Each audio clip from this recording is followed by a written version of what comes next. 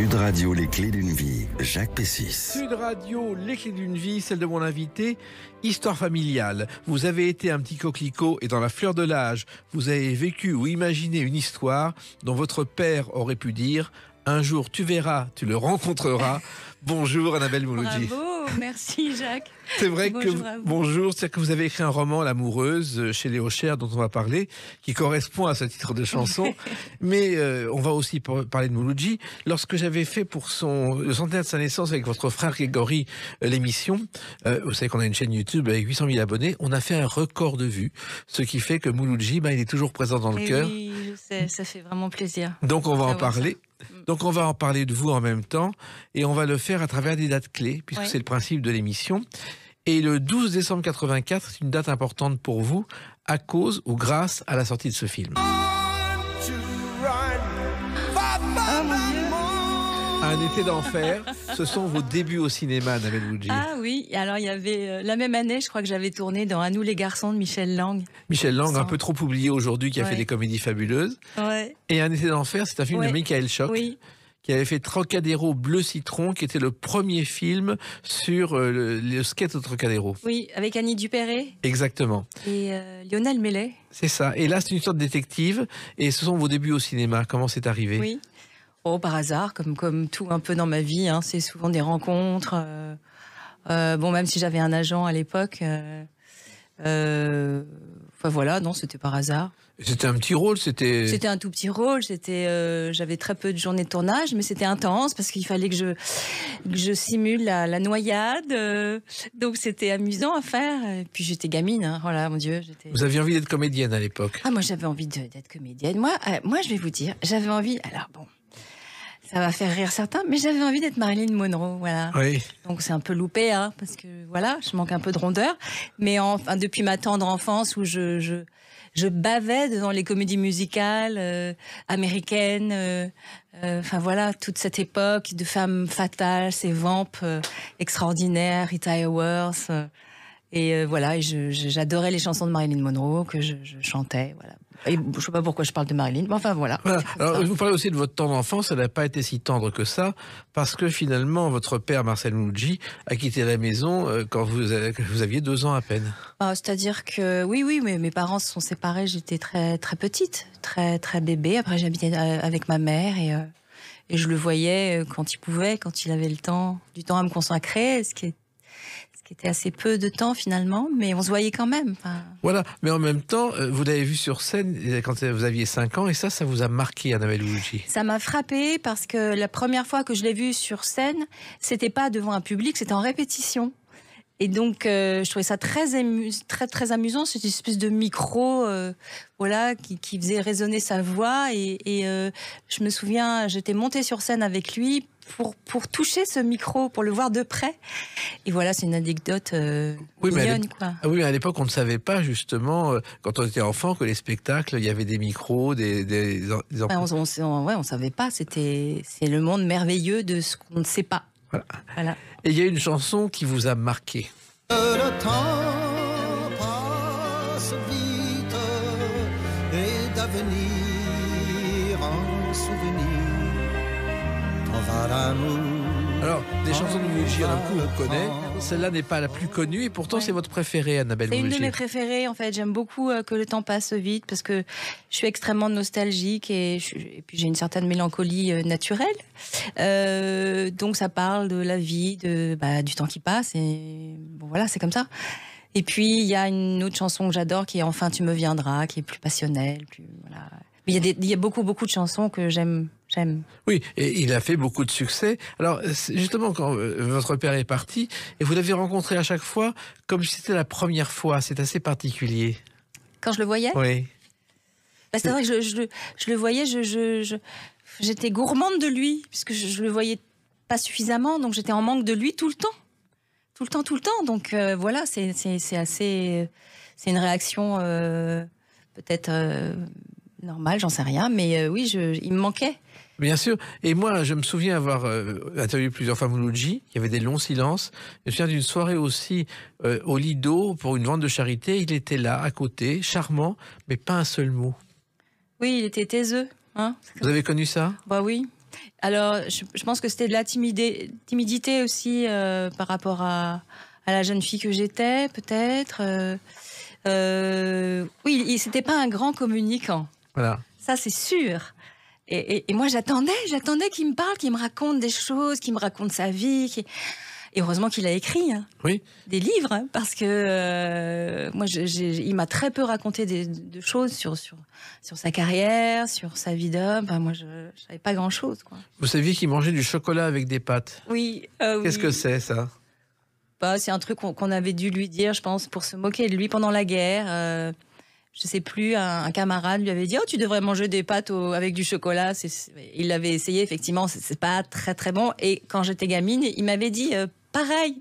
Il avait fait la même chose avec moi. Et j'avais pas aimé du tout les pâtes au chocolat, d'ailleurs. Non, mais il y a un chocolatier célèbre qui a fait au départ des biscuits apéritifs avec du fromage dans le chocolat.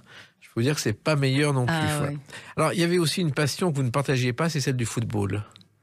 Ah, le foot? Oui. Je ne partage pas. Vous avez, je crois qu'il y a eu un match France-Allemagne que vous avez dû subir en 82. En fait, j'ai subi ce match, mais pour être avec lui, tout simplement. Oui.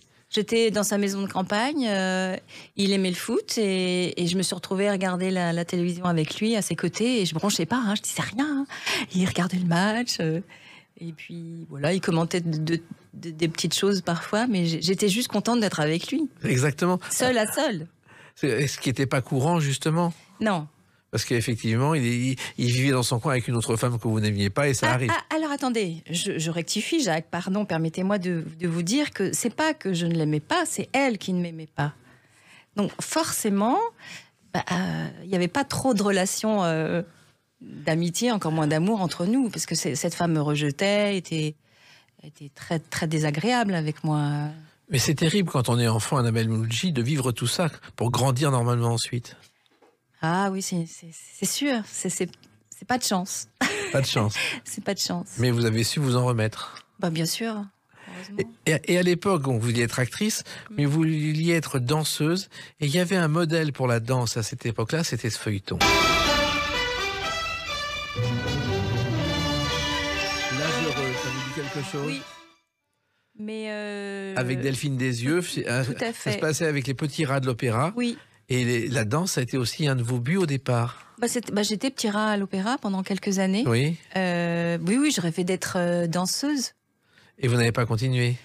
Non, je suis partie étudier chez Balanchine à New York. Je suis rentrée, j'ai commencé à faire un peu de mannequinat et j'ai un peu lâché le ballet. Enfin, le ballet, je m'entends. Hein. Oui. La danse. Et puis après, j'ai commencé à tourner des petites choses. Et puis voilà. Et le mannequinat, c'est venu comment aussi? Alors,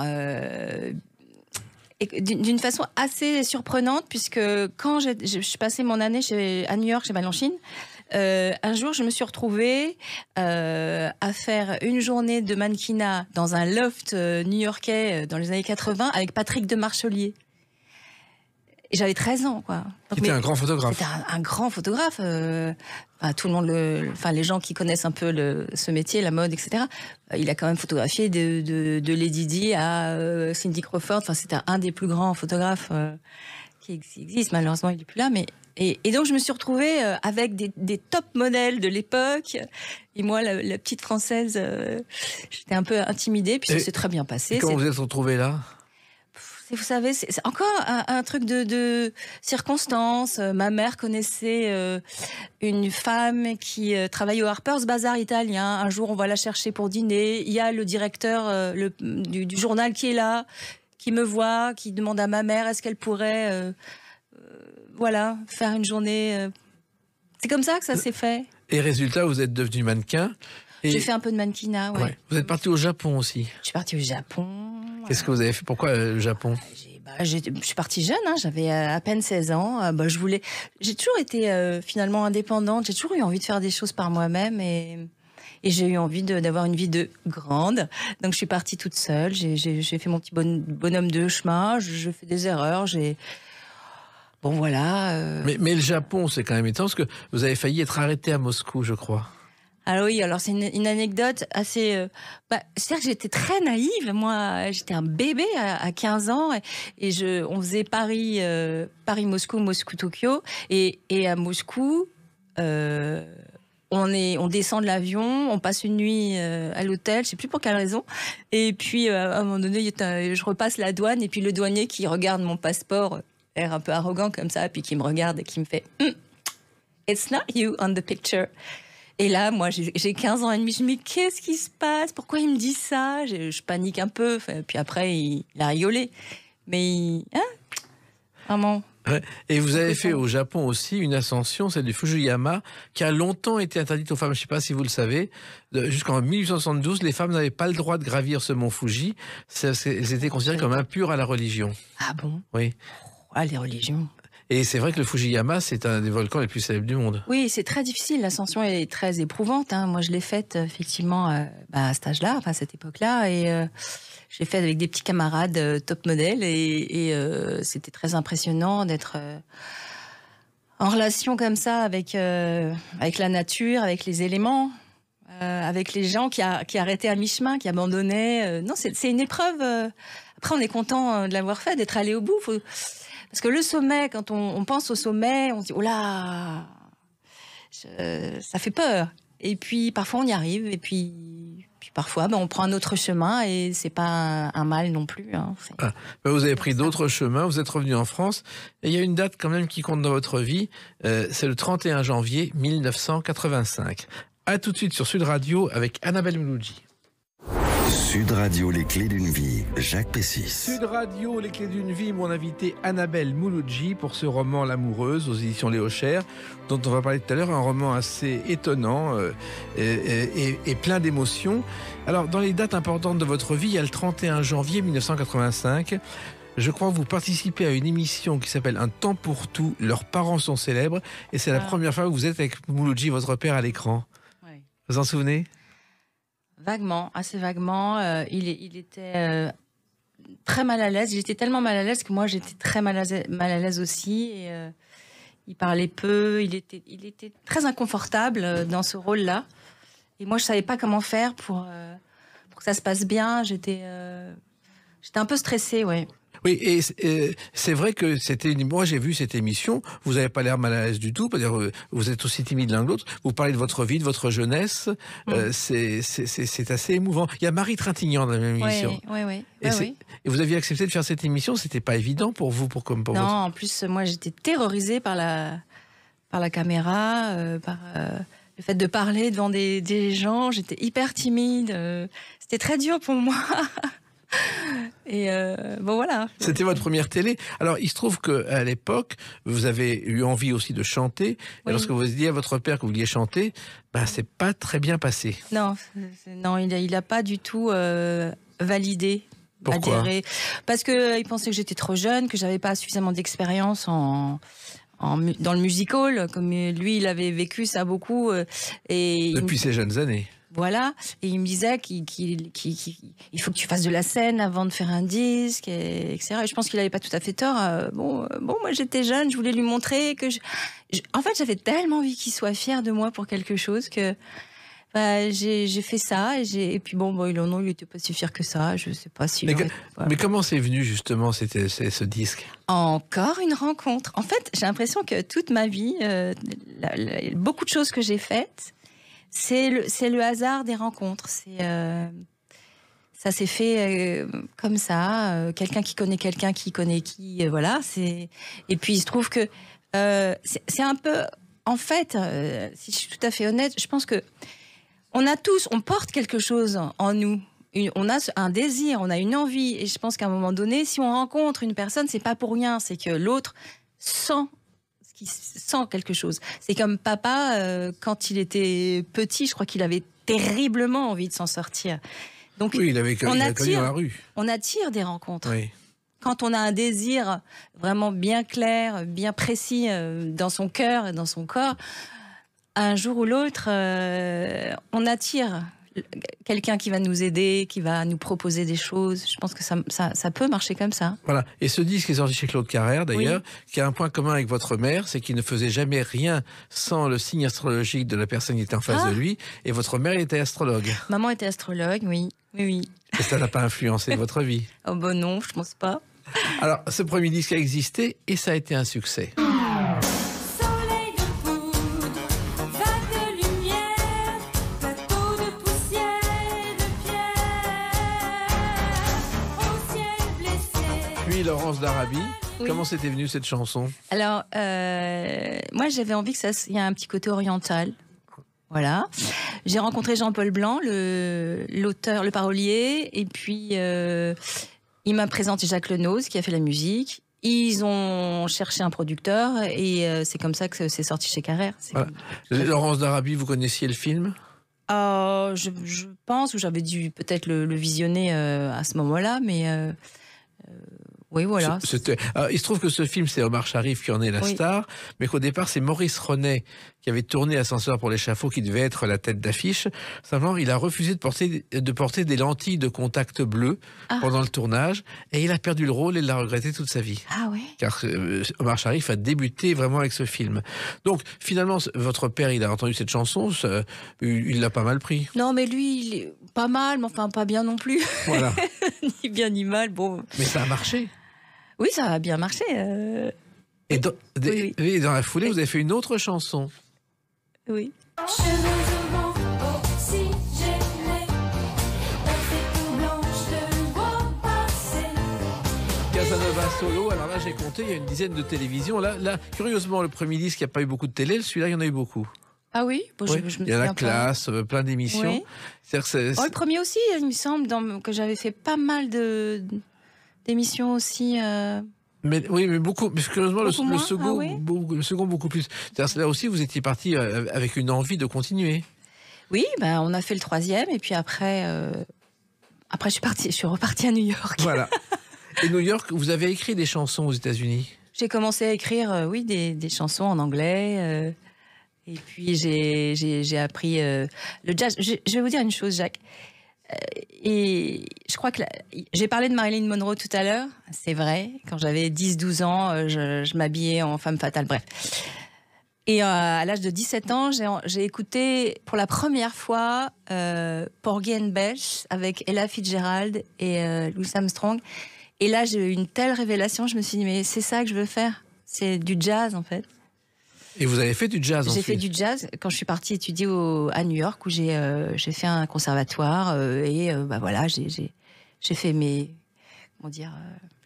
voilà.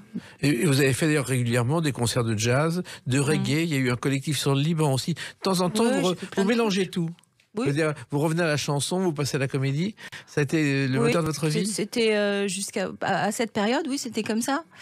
Après, quand je suis rentrée de New York, j'ai monté un quartet à Paris où je me produisais dans différents lieux. Et puis ensuite, j'ai rencontré le père de mes enfants, j'ai fait mes enfants, j'ai un peu lâché tout ça.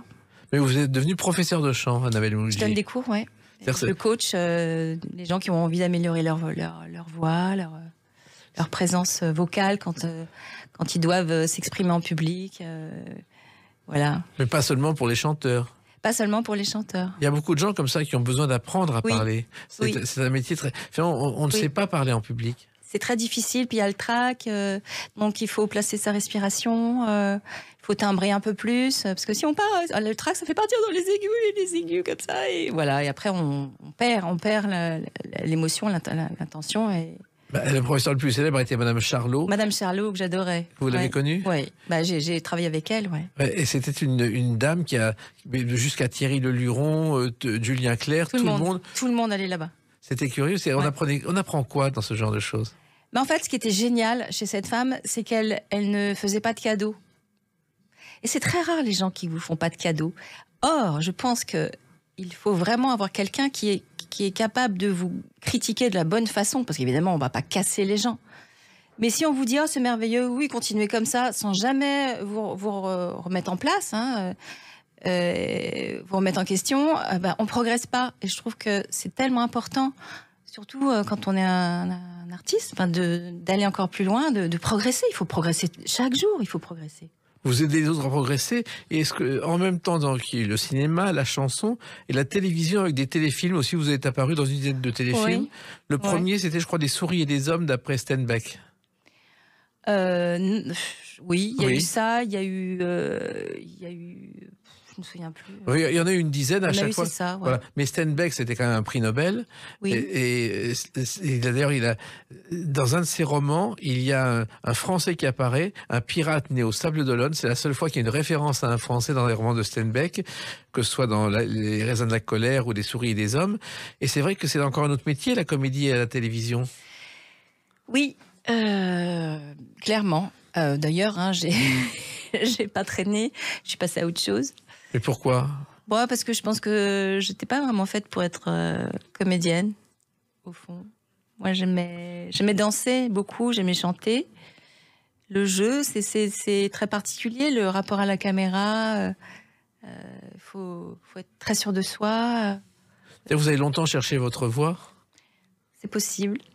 Et en même temps, vous êtes organisé une vie de famille, d'élever vos enfants parce que c'était important Très. par rapport à justement votre passé, à votre jeunesse. Je pense, certainement. Certainement, j'avais envie d'accomplir quelque chose De différent. d'équilibré, de différent. Mais finalement, est-ce que vous regrettez pas de ne pas avoir fait plus de disques, de ne pas avoir tourné plus de films, Annabelle Mouloudji ? Bah, non. Non. Non, je pense que la seule chose que je pourrais regretter, c'est peut-être avoir lâché mon quartet de jazz à une époque, parce que j'adorais ça, j'adore le jazz, enfin, Ça peut revenir. j'adore cette musique. Oui, peut-être, mais en même temps, moi, quand j'écoute Mélodie Gardot aujourd'hui, je me régale tellement avec ce qu'elle me procure comme émotion, quoi. Je dis bon. Passe à autre chose. Nous, on va passer à la séquence suivante avec une date qui est le 16 septembre 2022. A tout de suite sur Sud Radio avec Annabelle Mouloudji. Sud Radio, les clés d'une vie. Jacques Pessis. Sud Radio, les clés d'une vie, mon invité Annabelle Mouloudji pour ce roman L'Amoureuse aux éditions Léo Cher dont on va parler tout à l'heure. On a évoqué vos débuts dans la chanson, votre jeunesse, votre découverte de tous les métiers, le cinéma, la danse. Et puis, il se trouve que le 16 septembre 2022, d'ailleurs on l'a célébré sur l'antenne de Sud Radio avec votre frère Grégory, ça a été le centenaire de Marcel Mouloudji. Et ce jour-là, on a eu un record de vues sur notre chaîne YouTube, avec beaucoup de fans qui se sont manifestés en disant « Mais c'est vrai qu'on n'entend pas parler beaucoup de Mouloudji ». C'est vrai qu'il a toujours été discret. Oh là, oui. Et puis même 20 ans après, avant son décès, il était déjà très discret. Hein. Il cherchait pas à être dans la lumière. Donc forcément, quand on avait, Grégory et moi, fait quelque chose, on avait essayé de faire quelque chose pour les 20 ans de sa disparition. Il y avait un très beau coffret qui était sorti chez Universal, chez Sony, et puis on avait essayé de rencontrer des gens pour faire un documentaire. Oui. On a rencontré un réalisateur, un producteur, ils ont fait le tour de toutes les chaînes de télévision. Personne n'a voulu produire ce documentaire, quoi. Alors qu'encore une fois, il a fait un record de vues sur Sud Radio, sur YouTube. Mais depuis... Voilà.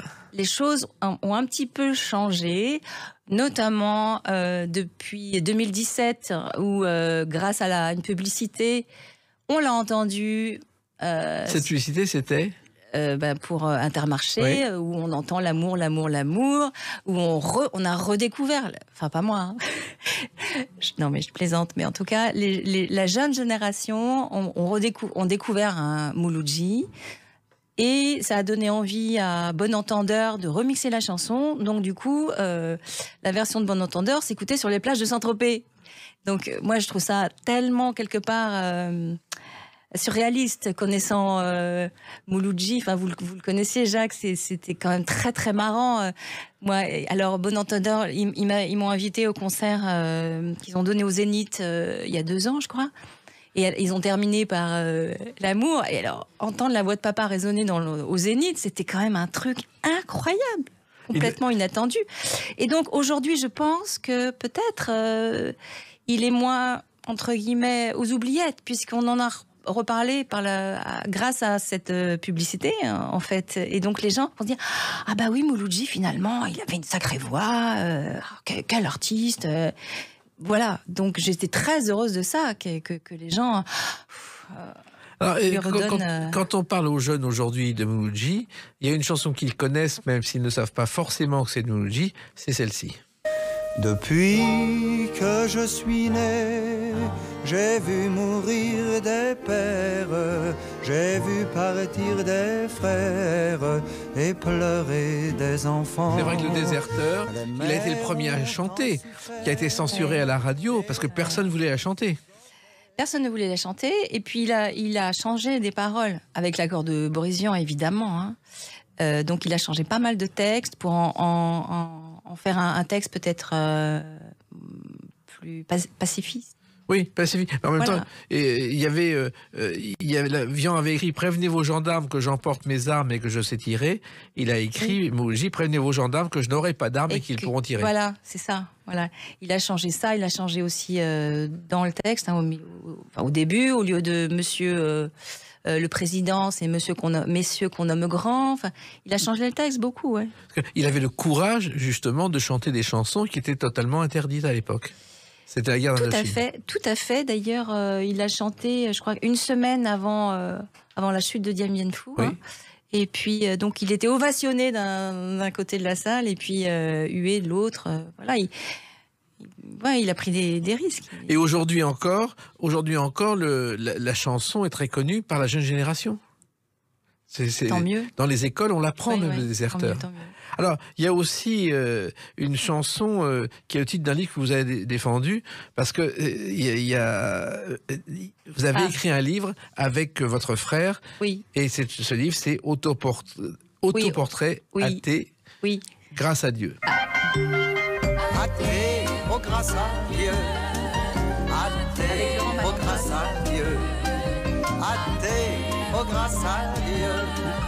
Athée, Vous êtes parti de cette oh chanson pour grâce écrire à un Dieu. livre avec Grégory Mouloudji. Oui, il y avait pas, ça n'existait pas un livre sur lui assez complet, ou avec des inédits, des photos, des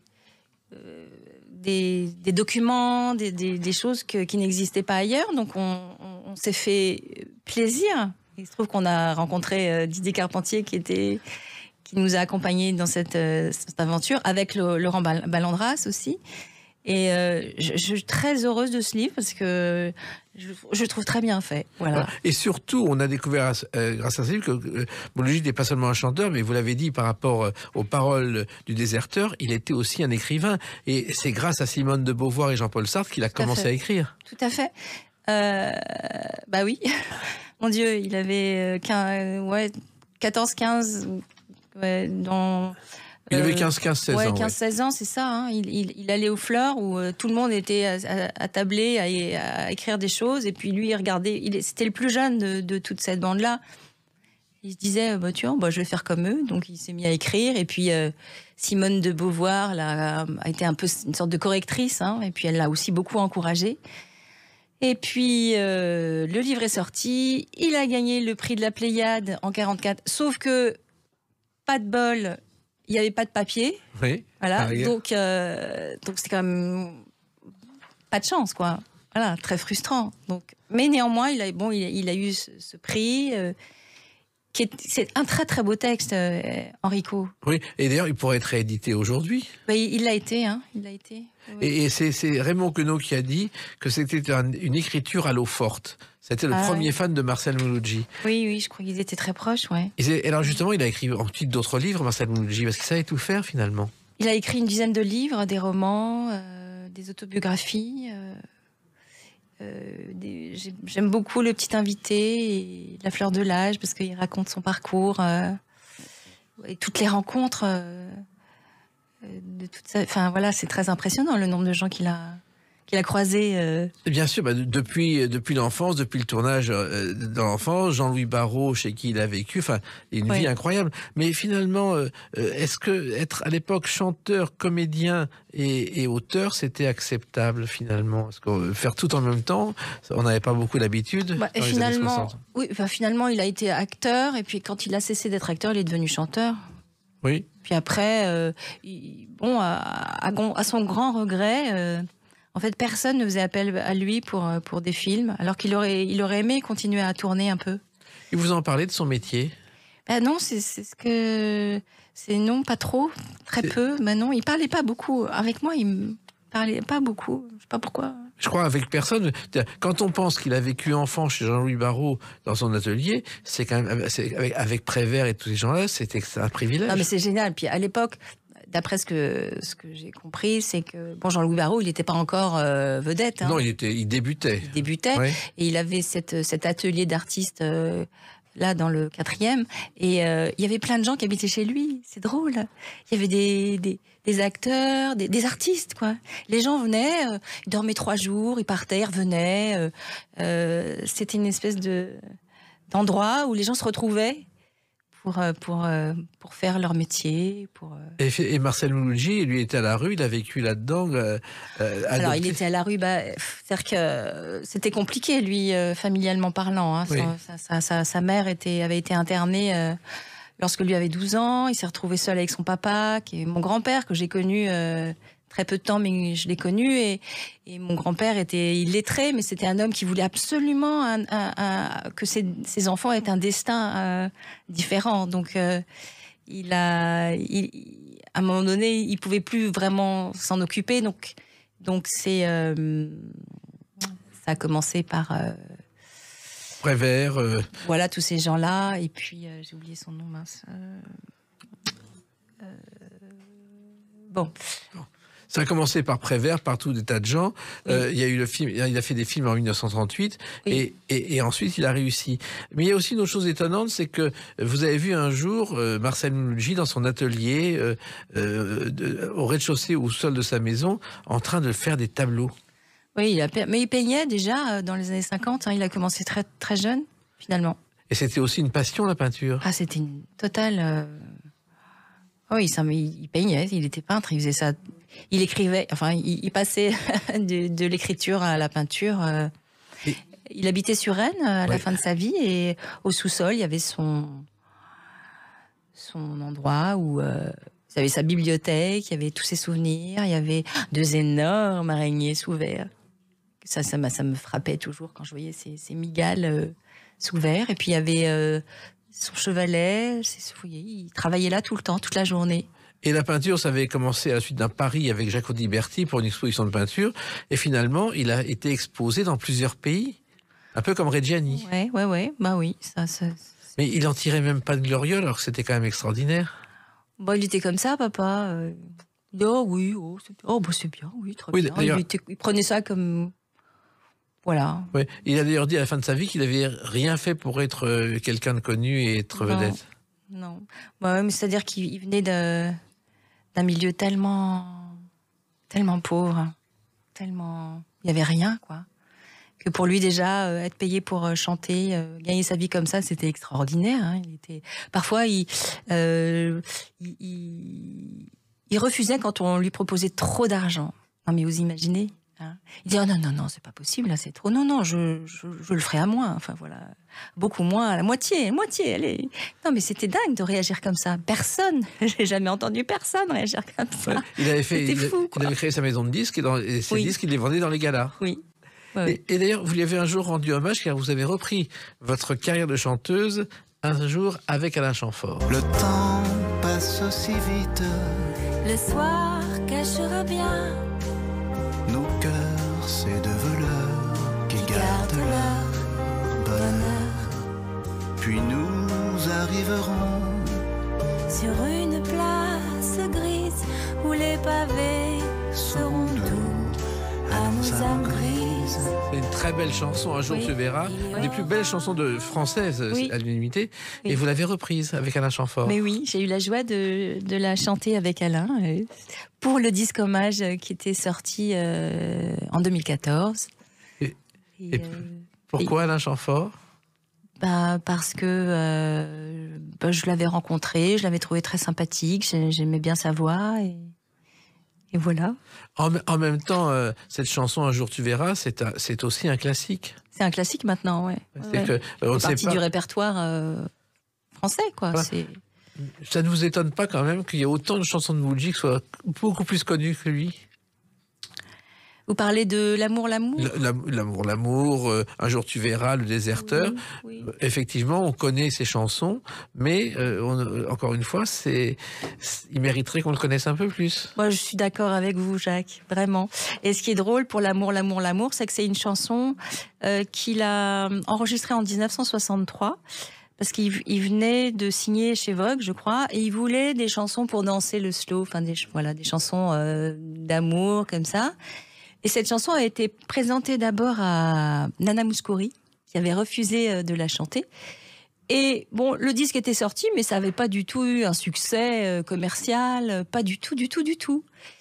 Et puis voilà, aujourd'hui, c'est devenu un tube quasi planétaire, parce que la version de Bon Entendeur, on l'entend partout, à Dubaï, à New York, à Saint-Tropez. Enfin, c'était très étonnant. Très, très étonnant tout ça. Et si on réfléchit bien, Marcel Mouloudji, c'est le premier beurre de l'histoire de la chanson. Oui. Après, il y a eu Karim Kassel. Oui. Après, il y a eu. Oui, c'est vrai. Il a ouvert beaucoup de voies.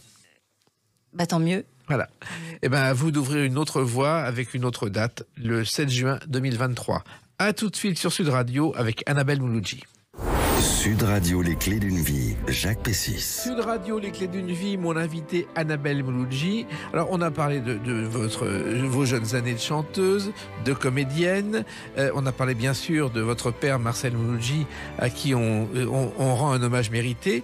Et voilà que le 7 juin 2023 sort chez Léo Cher un roman qui s'appelle L'Amoureuse, votre premier roman. Un roman d'ailleurs qui est sur l'amour, qui est, on va l'évoquer. Mais je me demande si le fait que ce roman n'existe n'est pas lié au fait que vous avez découvert voici quelque temps que Nathalie Reims, qu'on a reçue dans Les Clés d'une vie, avait eu une histoire d'amour avec Mouloudji, très jeune, et qu'elle aussi est éditée par Léo Cher. Oui. En fait, tout a commencé avec la rencontre avec Nathalie. Elle a fait, sans vous le dire, un roman sur votre père. Oui, elle a écrit ce livre et puis elle a souhaité nous rencontrer, Grégory et moi. Et puis, voilà, on a déjeuné ensemble et ça a été une super rencontre. On a tout de suite... on a été très proches immédiatement, comme si on s'était toujours un peu connus. Enfin, voilà, c'était très, très, très étonnant. Et puis, on a beaucoup parlé, beaucoup parlé. Et puis, à un moment du déjeuner, je lui ai raconté des choses et puis je lui ai dit que j'écrivais. Et elle m'a dit « Ah, bah alors, si tu veux bien, ça m'intéresse, j'aimerais beaucoup lire, ce que, voilà. » Et je lui ai envoyé L'Amoureuse et ça lui a beaucoup plu. Elle m'a présenté Léo Cher et c'est comme ça que ça s'est fait. Oui, parce que vous écriviez comme ça en secret, sans imaginer être édité à oui. Oui, moi j'aime écrire. Alors j'écris, j'ai plein de trucs, j'écris plein de choses, des nouvelles, etc. Et puis moi j'écris un peu, en dilettante. Voilà, en parallèle de mes autres activités. Donc, je cherchais pas forcément à... Même si ça reste toujours un fantasme, quand on écrit, on dit « Ah, peut-être qu'un jour, je serai publiée. » Et en fait, puis ça s'est fait assez rapidement et je suis très, très heureuse de tout ça. Alors, c'est un livre sur la passion amoureuse et la complexité de l'âme humaine. C'est pas un sujet facile à traiter. Non, alors il est vrai que pour raconter la passion, déjà, il faut l'avoir vécu un peu, oui. Parce que sinon...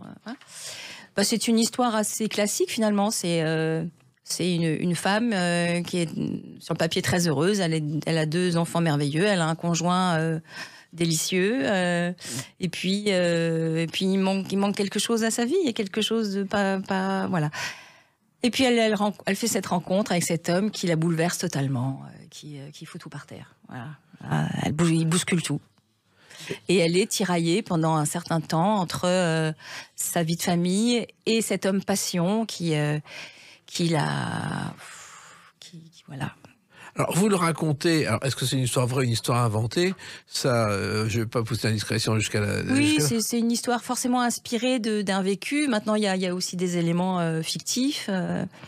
Mais comme je vous disais, pour écrire là-dessus, il faut l'avoir vécu. Oui, il faut l'avoir vécu. C'est Édith Piaf qui disait à Charles Aznavour, je te donne de l'argent quand il débutait, t'as pas d'argent, tu vas te saouler, tu vas draguer, c'est comme ça que tu auras des idées de chansons.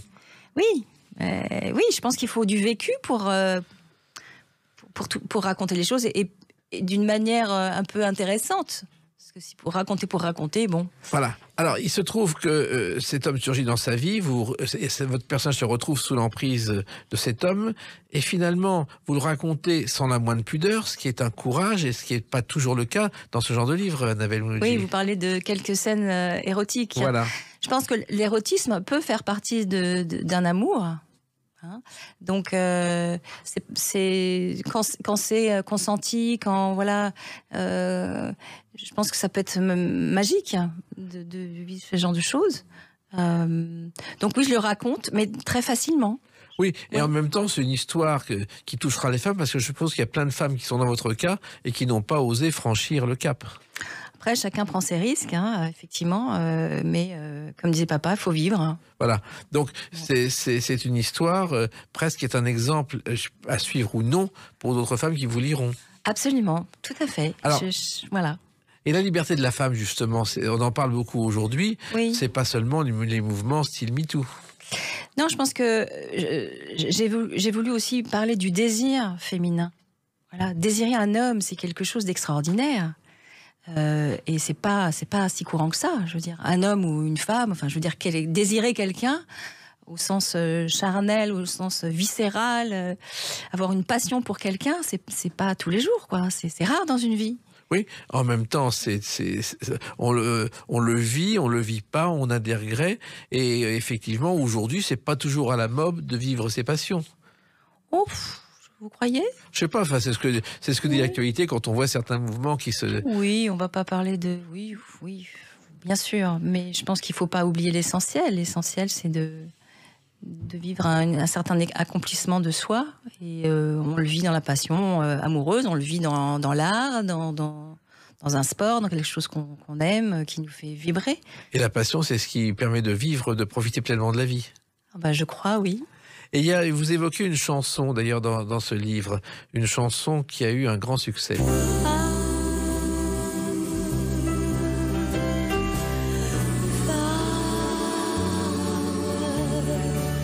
Nicole Croisy, Femme, c'est une chanson qui vous a marqué ? Merveilleuse, oui, tout à fait. D'abord, parce que quand j'étais plus jeune, donc je travaillais beaucoup ma voix et je m'entraînais sur cette chanson que j'aimais beaucoup. Ouais. Et elle correspond à votre histoire en plus. Oui, j'aimais ce que ça raconte. Le côté où voilà, on ne maîtrise plus rien quand on rencontre quelqu'un qui nous... voilà, on est complètement... on est sous la peau. Plus rien, on est sous l'emprise, on devient une femme objet. On peut devenir une femme objet, mais ce qui est intéressant aussi dans ce livre, c'est que lui, par certains moments, est l'homme objet. Voilà. C'est ça aussi que j'ai voulu décrire.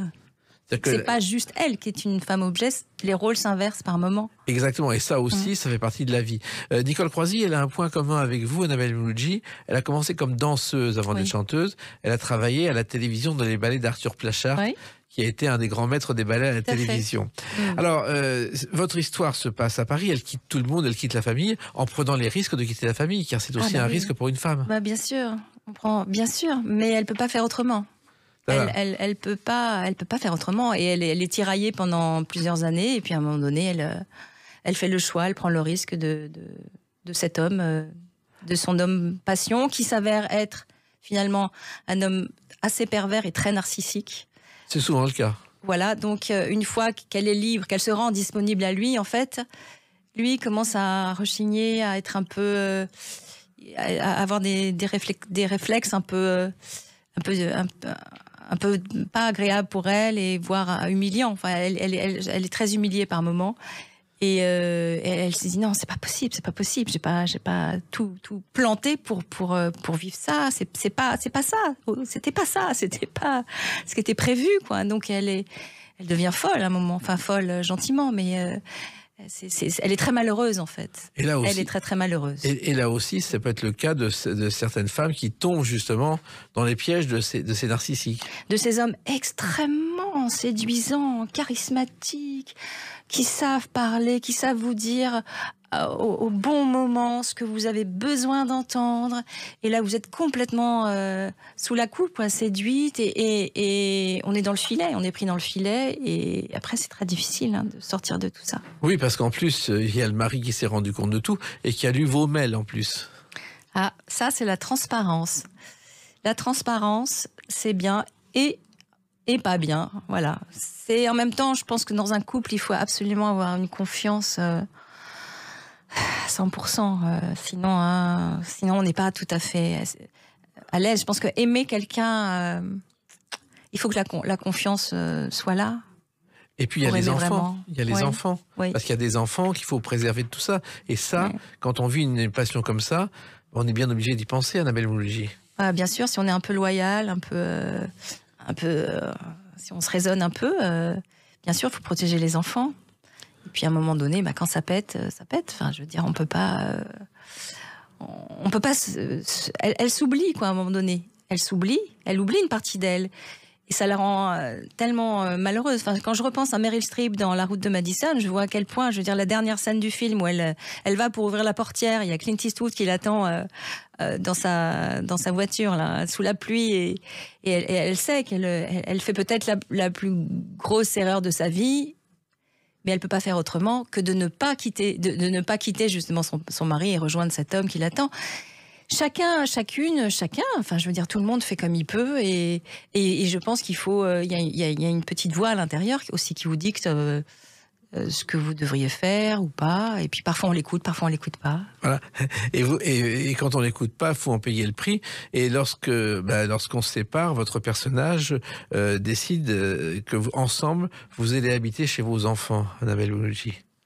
Ah oui, c'est un peu ça, oui. C'est ça, c'est comme ça que beaucoup de couples fonctionnent de plus en plus. Les enfants restent dans l'appartement, et puis c'est les parents qui tournent. Oui. Voilà. C'est-à-dire finalement, la situation que vous racontez est une situation imaginaire ou vraie, mais surtout, c'est une situation de plus en plus courante aujourd'hui. Oui, c'est ça, et je trouve que c'est pas mal pour l'équilibre des enfants qui n'est pas à trimballer leur cartable, leurs affaires chez papa, chez maman, chez papa. Bon, après, il faut vraiment très très bien s'entendre avec le papa ou la maman quand on est parent. Parce que c'est pas le cas malheureusement de beaucoup de couples qui se séparent, où c'est la guerre, ça se passe très très mal, et bon voilà, il faut quand même avoir du respect et une bonne intelligence pour préserver les enfants encore. C'est toujours eux qui morflent, c'est toujours eux qui payent tout ça, donc c'est injuste. Pour écrire ce roman, Annabelle Mouloudji, vous avez rencontré d'autres couples en difficulté? J'ai rencontré, j'ai beaucoup d'amis, femmes, des hommes, des hétéros, des homos. Moi, j'aime bien écouter. J'ai une grande oreille. J'aime beaucoup écouter les gens se confier ou me raconter. Et oui, donc ça m'a encouragée aussi à un moment d'aller au bout de cette écriture pour raconter vraiment ce que ça peut générer comme tourment, comme tout ça, toutes ces choses de la vie qui font le sel de la vie aussi. Oui, mais qui en même temps donnent des souffrances. On dit que donnent des souffrances, bien sûr. On dit que l'amour dure 3 ans. Alors je pense que c'est pas faux. Je pense qu'on connaît véritablement la personne qu'on a en face de soi. Je pense qu'il faut vraiment 3 ans. 3 ans, on sait si ça vaut le coup d'aller plus loin. Ce roman, donc vous l'avez écrit, vous êtes comédienne, vous pourriez peut-être l'adapter pour la télévision, le cinéma, c'est un sujet universel. Oh, je le ferai pas moi, mais si un jour, on sait pas dans la vie. Bien sûr que c'est un sujet universel, mais de toute façon, l'universel, tout est universel maintenant. Après, il y a il y a toujours une façon de raconter les choses qui fait l'intérêt, que ce soit un film. Un livre, on parle souvent des mêmes choses quand même.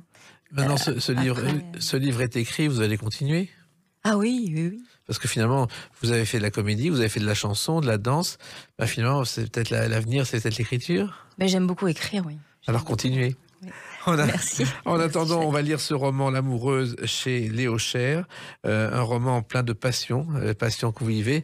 Merci Annabelle Mouloudji, merci de l'avoir écrit, merci d'avoir évoqué et de défendre la mémoire de votre père. Continuez ainsi. Merci Jacques, merci beaucoup. Les clés d'une vie, c'est terminé pour aujourd'hui. On se retrouve bientôt. Restez fidèles à l'écoute de Sud Radio.